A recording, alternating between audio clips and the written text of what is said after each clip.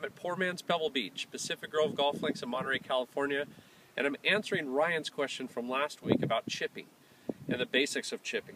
Here's the thing, when I was taught as a kid, we were taught to lean the shaft forward so the leading edge of the club would sort of dig into the ground. That could be a useful way to hit a chip shot. The problem is the ball comes out really low with a lot of heat on it, and it's hard to control the distance.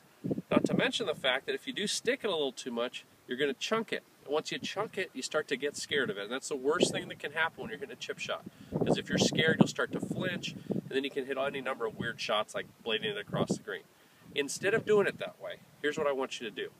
I want the shaft to be a little more straight up and down, so the sole of the club will bounce across the grass, or even the back of the flange of the club will bounce a little bit.